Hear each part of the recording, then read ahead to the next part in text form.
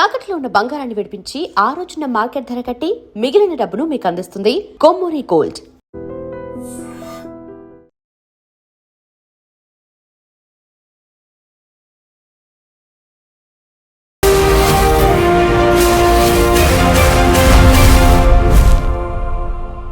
నమస్తే, welcome to iDream social spotlight with కవిత.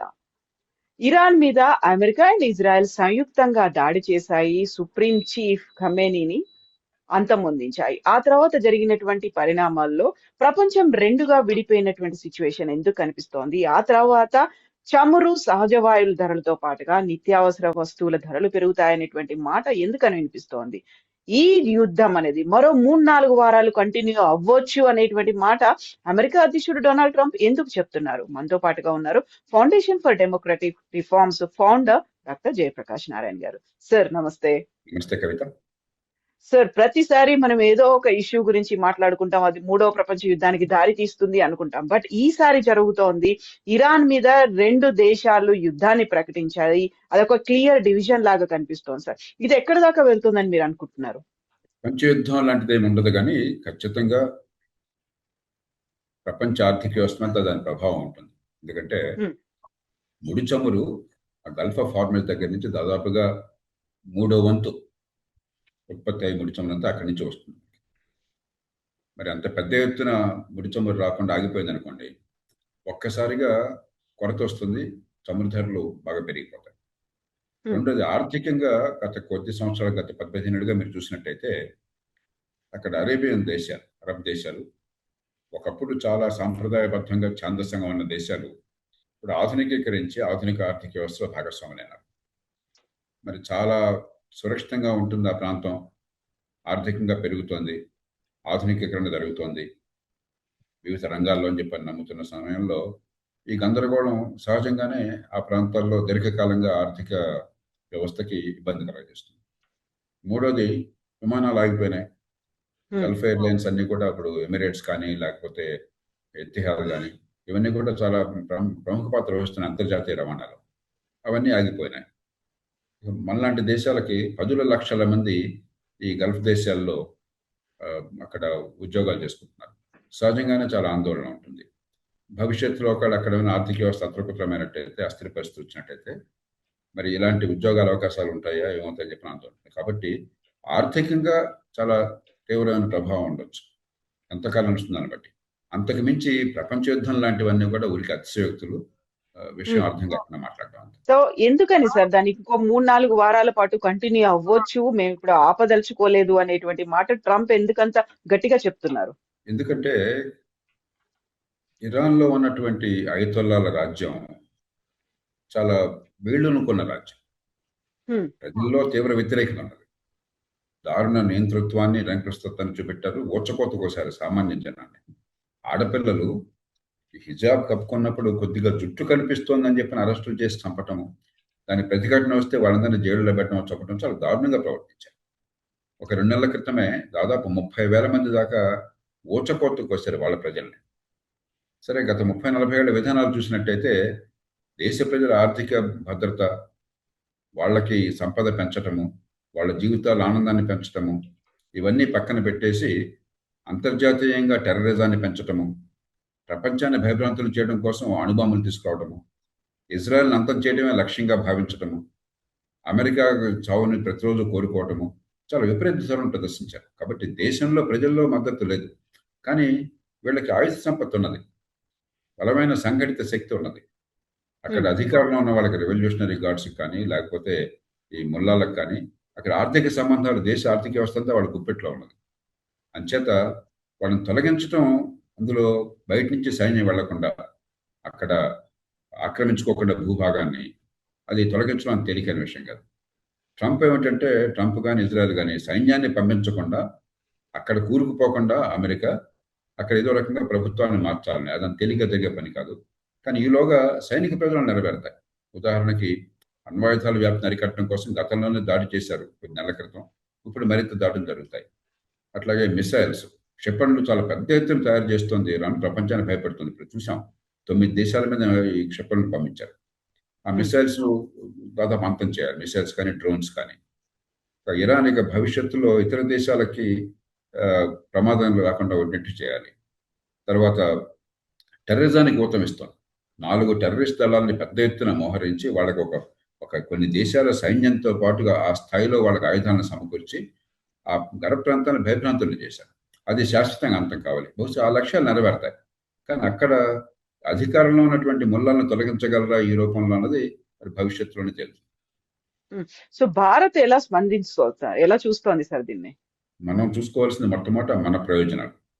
దీని ఆర్థిక ప్రభావం మన మీద ఏ మేరకు ఉంటుంది. ఉదాహరణకి ఆయిల్ ధరలు పెరిగితే 89-90% దిగుమతి మీద ఆధారపడ్డ దేశం భారతదేశం. కాబట్టి సహజంగా ఆయిల్ ధరలు పెరుగుతాయి. ప్రపంచం మొత్తాన్ని పెరిగితే మనకే పెరుగుతాయి. పెరిగినప్పుడు మరి ఆర్థిక వ్యవస్థ మన డాలర్లో బయటకు పోవడానికి అవుతుంది. మనకి విదేశీ మారక ద్రవ్యం లోటు ఏర్పడుతుంది. దేశంలో ధరలు పెరుగుతాయి. రెండోది లక్షలాది మంది భారతీయులు అక్కడ ఉద్యోగాలు చేస్తున్నారు. ఒక హైదరాబాద్ నుంచే దాదాపు 10-15 లక్షల మంది ఒక దుబాయ్లోనూ ఉన్నారని చెప్తున్నారు. యునైటెడ్ అరబ్ ఎమిరేట్స్లో ఉన్నారని చెప్తున్నారు. మొత్తం భారతదేశం నుంచి బహుశా 10 లక్షల మంది ప్రవాస భారతీయులు అక్కడ ఉపాధిలో ఉన్నారు. వాళ్ళ నుంచి చాలా పెద్ద ఎత్తున మన దేశానికి మనకి రెమిటెన్సెస్ వస్తున్నాయి డాలర్. వాళ్ళు ఈ దేశానికి అపారమైన సేవ చేస్తున్నారు. వీళ్ళందరూ ఉపాధిని కోల్పోయినా, వాళ్ళ జీవితంలో గందరగోళం ఏర్పడ్డా, వాళ్ళ భద్రతకి ఏమైనా ఇబ్బంది ఏర్పడినా కూడా సహజంగా మనం గట్టిగా పట్టించుకోవాల్సి వస్తుంది. ఇక మూడోది, అంతర్జాతీయంగా టెర్రరిజం ఎక్కడ పోయినా కూడా దీర్ఘకాలంలో మనకు మంచిది. ఉగ్రవాదాన్ని ఏ రూపంలో ఎక్కడ అణిచివేసినా కూడా, కాబట్టి మనం మౌనంగా దాన్ని ఆస్వాదిస్తాం. అయితే మనకి ఇరాన్తో కొన్ని ప్రయోజనాలు ఉన్నాయి. అక్కడ ఎవరు అధికారంలో ఉన్నా కూడా ఇరాన్తో సఖ్యత మనకు అవసరం. ఎందుకంటే అక్కడ చాబహార్ పోర్ట్, దానికి భారతదేశమే సాయం చేసి నిర్మాణం చేస్తుంది. దీర్ఘకాలంలో అక్కడ ప్రభుత్వం ఉన్నా కూడా సంబంధాలు కొనసాగటం మనకు అవసరం. చైనా పలుకుబడిని కొంతమేరకన్నా అక్కడ నిలవరించాలన్నా, పాకిస్తాన్ మీద రోజు కయానికి కాలుదూరుతుంది. కాబట్టి రెండో పక్క నుంచి మరి పాకిస్తాన్ నిర్వహించాలన్నా కూడా మనకు అక్కడ ఇరాన్తో సంబంధాలు మనకు చాలా అవసరం. కాబట్టి ఆ సంబంధాలు కొనసాగించడానికి ప్రయత్నం చేస్తాం. అదే సమయంలో అంతర్జాతీయ సమాజం ఇవాళ అమెరికా నాయకత్వంలో ఏదైతే గట్టిగా ఇరాన్ నిర్వహించే ప్రయత్నం చేస్తుందో మనం మౌనంగా ఊరుకుంటాం. చైనా లాంటి దేశం కూడా ఇరాన్కి చాలా మిత్ర దేశం. ఊరికే ఒక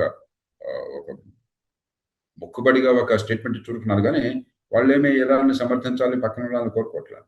కాబట్టి మన దగ్గర సమస్య, మనం మౌనంగా ఉండటం మంచిది. మన ప్రయోజనాలు మనం కాపాడుతుంది. ఆర్థికంగా కానీ, ముడి చమురు మనకి అందుబాటులో వచ్చేట్టు చేయడం కానీ, మన ప్రజల అక్కడ ఉన్న వాళ్ళు మన ప్రవాస భారతీయుల భద్రతని చూసుకోవడం కానీ, మన ఆర్థిక ప్రయోజనాలు కాపాడటం కానీ, అవి మనకు ప్రధానమైనటువంటి.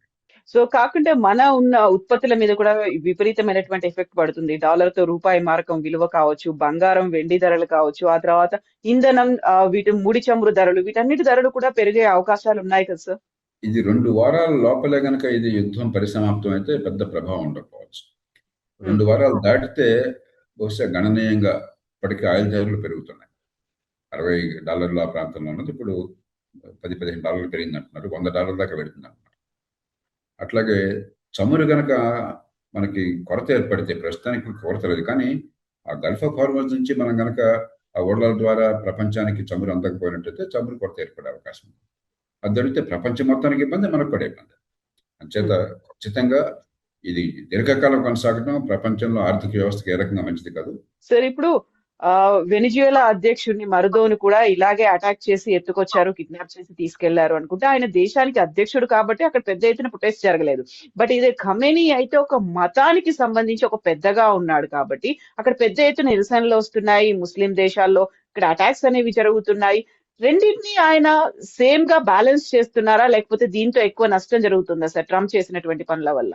2 కోణాల నుంచి చూడాలి. మొట్టమొదటి ఏంటంటే, ఒక దేశానికి ఆధిపత్యం వహిస్తున్నాడు ఆయన. దేశాధినేత లాంఛనప్రాయంగా కాకపోయినా దేశానికి ఆధిపత్యం ఖమేనీ చేతుల్లో ఉన్నది, సుప్రీం లీడర్ చేతుల్లో.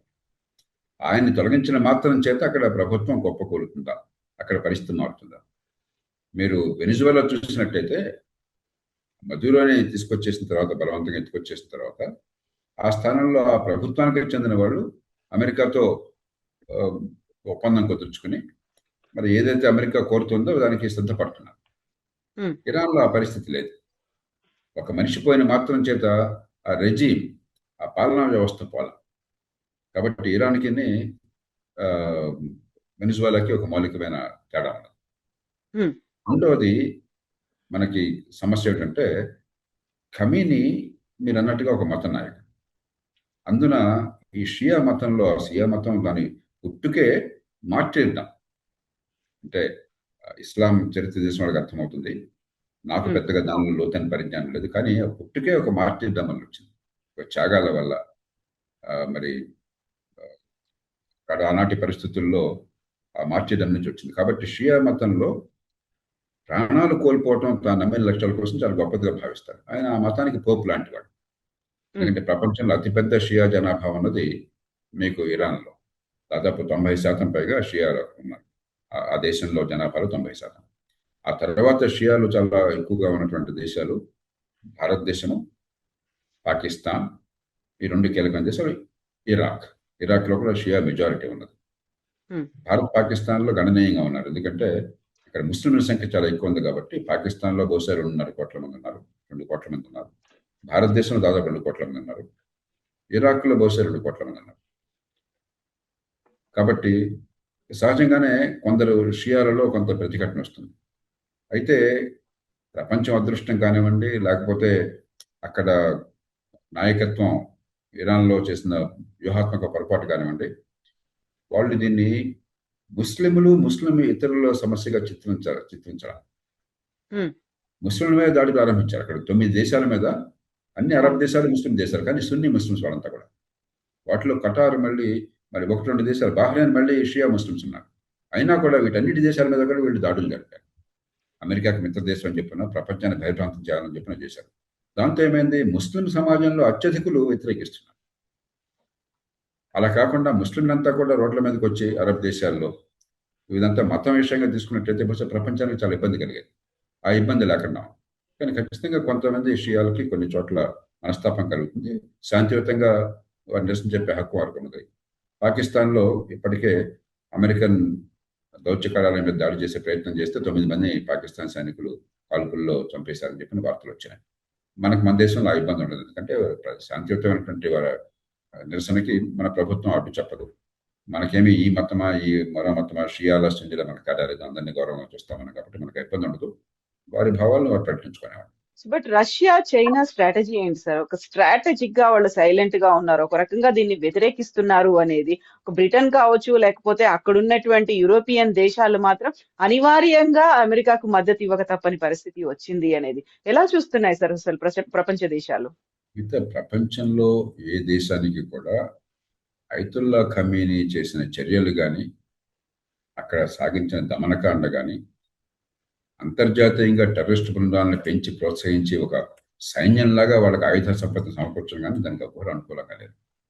కేవలం వ్యూహాత్మకంగా అమెరికాతో పోటీ పడుతున్న దేశాలు కాబట్టి, ముఖ్యంగా చైనా, అమెరికా బలహీన పడితే, అమెరికా ఇలాంటి యుద్ధాల్లో కూరుకుపోతే, అమెరికా దృష్టి చైనాతో పోటీ మీద కాకుండా ఇలాంటి వాటి మీద అంటే మనకు బాగుంటుందన్న భావన తప్ప ఇరాన్లో ఉన్న అయతుల్లాల మీద మమకారం వీళ్ళ బరికి లేదు. ఎందుకంటే వాళ్ళు చేసిన చాలా దారుణమైన, దేశం లోపల కానీ దేశం బయట కానీ.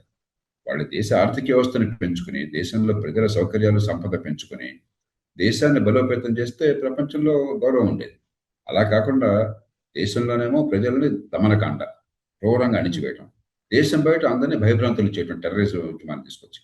కాబట్టి వ్యూహాత్మకంగా అమెరికాని ఇబ్బంది పెట్టాలని చెప్పని ఇరాన్కి మద్దతు ప్రకటించడం తప్ప అప్పుడప్పుడు వీళ్ళెవ్వరికీ కూడా ఈ ప్రభుత్వం అంటే సానుభూతి లేదు.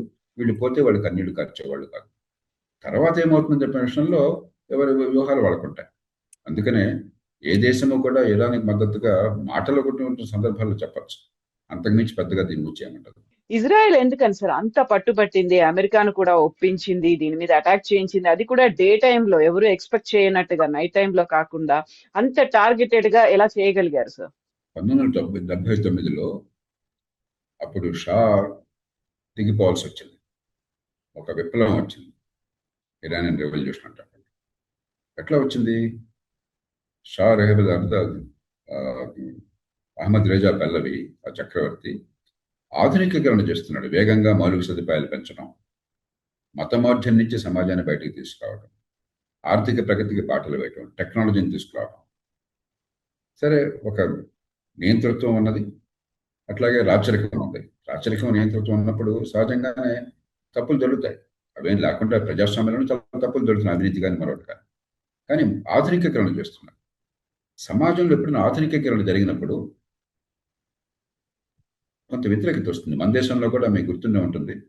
1991లో వచ్చినప్పుడు చాలా వామపక్షవాదులు వాళ్ళంతా కూడా ప్రపంచం అంతా మునిగిపోతుంది. మన దేశం అంతా వలస దేశం అయిపోతుంది. మరి ఈ దేశంలో పేదలందరికీ అన్యాయం జరిగిపోతుందని చెప్పి చాలా ఉద్యమాలు చేశారు. చాలా వ్యతిరేకం చేశారు.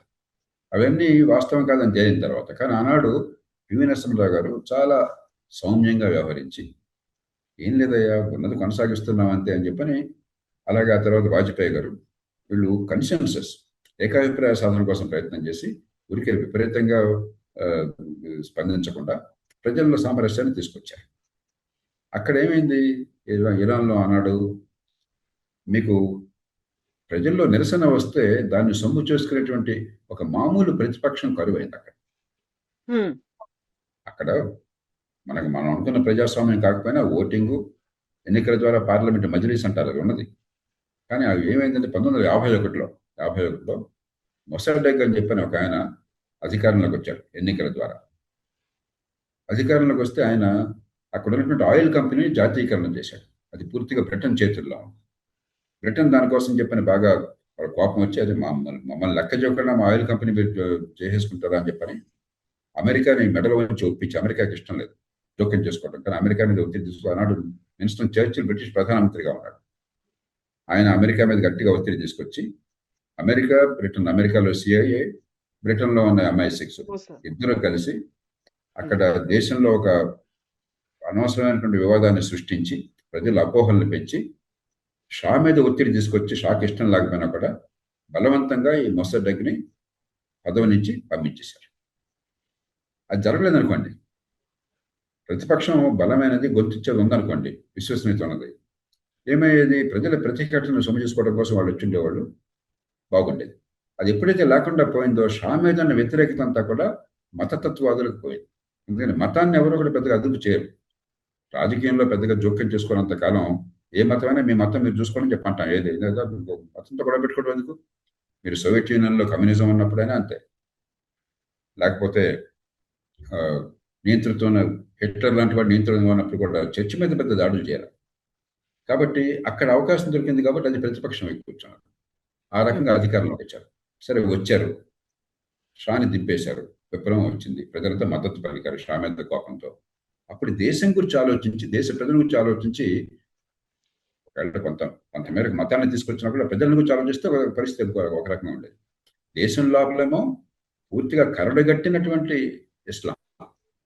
ఇరాన్ చాలా ఆధునిక దేశం, చాలా నాగరికత ఉన్న దేశం. 2500 సంవత్సరాల క్రితమే అక్కడ ఈ పర్షియన్ ఎంపైర్ చాలా ప్రముఖమైనటువంటి, ఆ పర్షియన్ ఎంపైర్ మీద వాళ్ళ మీద గెలిచి డేరియస్ మీద గెలిచి అలెగ్జాండర్ అంత ప్రఖ్యాతుడైనాడు. అంత చరిత్ర ఉన్న దేశం, ఆధునికత ఉన్న దేశం. ఆ దేశంలో మత ఛాందసాన్ని తీసుకొచ్చి ప్రజలు అణిచివేయడం, దేశం లోపల ప్రజలు ఆర్థిక స్థితిగతులు కాకుండా ఈ ఇస్లాం తీసుకురావడం బలంగాను, దేశం బయట ఉగ్రవాదాన్ని ప్రోత్సహించి death to Israel, death to America వాళ్ళ నినాదాలు ప్రతిరోజు మొట్టమొదటి నుంచి death to Israel, death to America. అసలు ఇజ్రాయెల్ అనే దేశంగా ఉండడానికి వీల్లేదు. ప్రపంచంలో ఎవరు అలా వాదించాలి?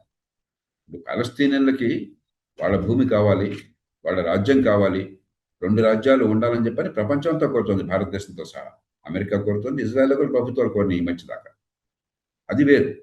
అసలు ఇజ్రాయలే ఉండకూడదు, సముద్రంలోకి తోసేయాలి, అక్కడ దేశం అనేది ఉండకూడదు అని అణుబాంబులు తీసుకొచ్చి ఆ దేశాన్ని భస్మం పట్టడం చేస్తాం.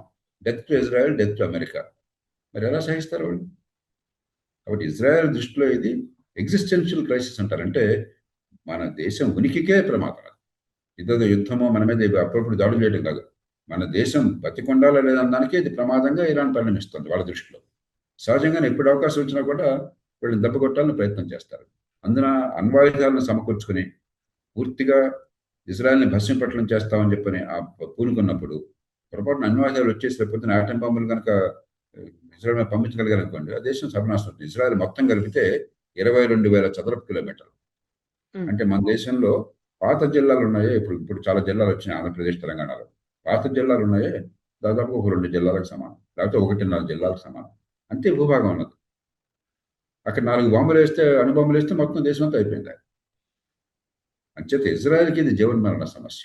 సో ఇప్పుడు అనుకున్నదైతే సాధించింది ఇజ్రాయెల్ కావచ్చు, అమెరికా కావచ్చు. వాట్ నెక్స్ట్ అంటే డొనాల్డ్ ట్రంప్ అయితే ఒక మాట అంటున్నారు, నెక్స్ట్ ఎవరు అధ్యక్షుడు అవుతారో, ఇరాన్ ని పాలించేది ఎవరో మేమే డిసైడ్ చేస్తాము అనేది. అది నిజంగా జరుగుతుందంటారు సార్?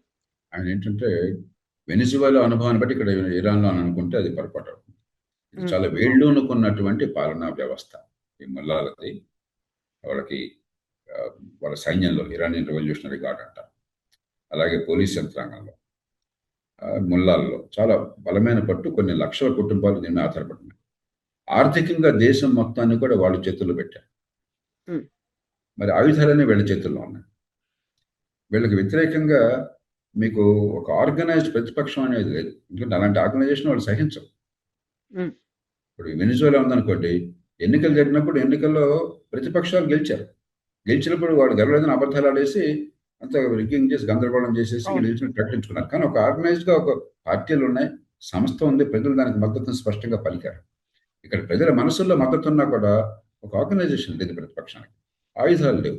ఆయుధాలన్నీ కూడా ప్రభుత్వం చేతుల్లో ఉన్నాయి. వాళ్ళేమో అమాయకుల్ని ఓచుకోవడానికి సిద్ధంగా ఉన్నారు. అంచేత వీళ్ళు పోగానే వాళ్ళు వస్తారని నాకు తేలిక కాదు. కాకపోతే ఈ ఒత్తిడి వల్ల, ఈ బాంబింగ్ వల్ల కొంతకాలం పోయాక సైన్యం కానీ ముల్లాల్లో చాలా మంది కానీ కకావికలైపోయి వాళ్ళు సరెండర్ అయిపోవచ్చు. అప్పుడు రాజ్యం కుప్పకూలొచ్చు, కానీ ఇది ఆషామాషిగా జరిగేది కాదు. ఒకవేళ రాజ్యం కుప్పకూలినా కూడా ఆ స్థానంలో రావడానికి ఎవరు సిద్ధంగా అక్కడ లేరు. ఒక ప్రత్యామ్నాయం సిద్ధంగా లేదు. కొందరు ఆలోచిస్తుంది ఏంటంటే, అప్పుడు 1979లో ఇరానియన్ రెవల్యూషన్లో పదవిని కోల్పోయిన రాజు కొడుకున్నాడు ఇవాళ.